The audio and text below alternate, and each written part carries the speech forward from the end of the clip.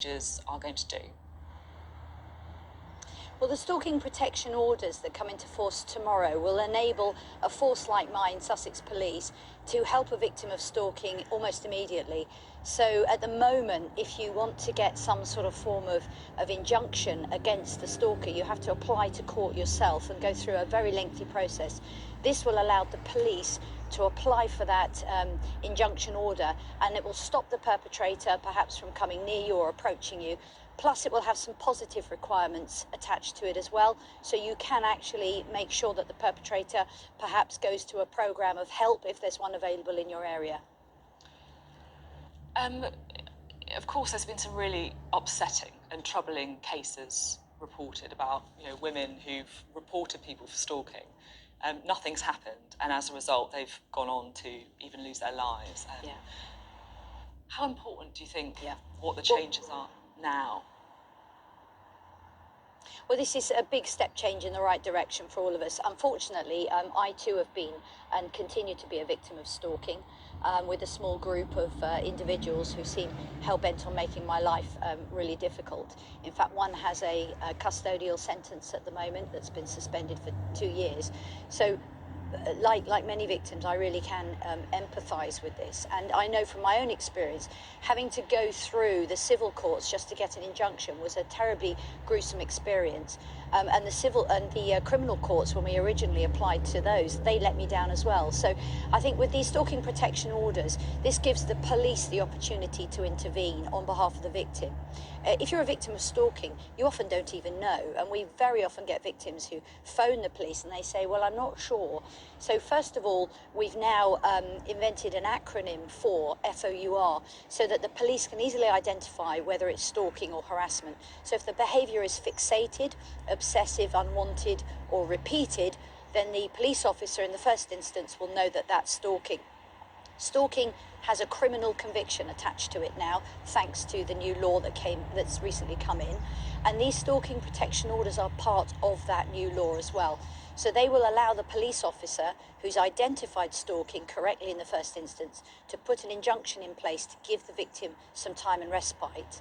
And then that also, and really importantly for the victim's point of view, it says to the victim, I hear you, I believe you, and we're going to do something about it. Because very often victims, by the time they report to the police, they've been subjected to over 100 incidents of stalking. Now, if one of those only happens every week, that's nearly 2 years worth. So that intense, heightened state of alarm that a victim will go through, I cannot underestimate. It's no wonder they come to us with post-traumatic stress disorder and worse. So these protection orders, massively important, and we welcome them in Sussex, and I'm hoping that in Sussex, in my force here tomorrow, we will be one of the first in the country to actually issue a couple of these stalking protection orders. I can't help wondering if stalking is one of those things that we've been a bit slow as a society to really appreciate what an impact it has on people who are the victims of it. You were saying there about your own sort of lived experience of what happened. Can you kind of describe to our viewers about what it feels like to be a victim of stalking? Well, at first you don't realise what's happening. For me, because I'm a public figure, you kind of expect a lot of noise anyway around you. You're not everybody's best friend, and people tend to be quite vocal against you. But this particular individual was relentless. I mean, he was fixated, he was obsessive.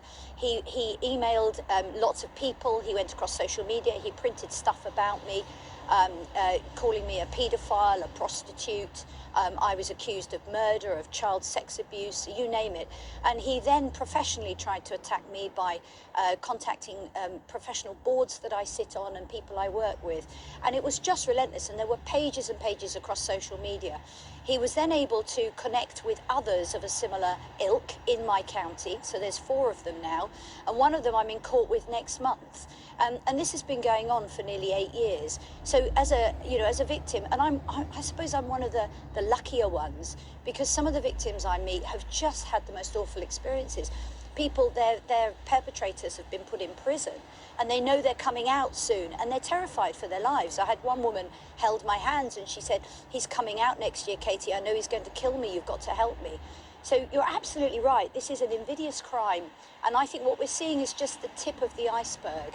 Because, as I said, by the time a victim comes forward, they often don't know they're being stalked. They don't understand the difference. And the difference is really important, because that will determine what response the police give. So if the police correctly identify stalking in the first instance, they will then go down the proper route to gather the intelligence and build the case file that they need to prosecute that individual. If they don't recognise it, then the victim doesn't get supported and doesn't get help. And this is why these protection orders are so vital. They are a step in the right direction. But there is one thing police forces need to do across the country. We need to make sure that not just the police, but all our criminal justice partners understand that if those orders are breached, there is a consistent response to that breach, and that that person is then dealt with effectively. Because at the moment, as the inspection that I carried out last year, I commissioned Her Majesty's Inspectorate to do an inspection of Sussex Police and their response to stalking. And they made local recommendations for us, but they made some really important ones nationally for policing. And one of the things that they really discovered was that the police are not doing proper risk assessments on victims in that first instance. So we're trialling a pilot here in Sussex with Surrey and Cheshire Police at the moment, looking at a new risk assessment for victims. We found they got one if they were in a domestic abuse situation, but a third of our victims aren't. They could be stalked by someone who's a stranger. Okay, thank you. And if they don't get that risk assessment, then... Thank you so much for talking so powerfully about this important story and also sharing your own experience. Thank you. As well. While we've got you, it was reported this week that Boris Johnson is planning to review the role of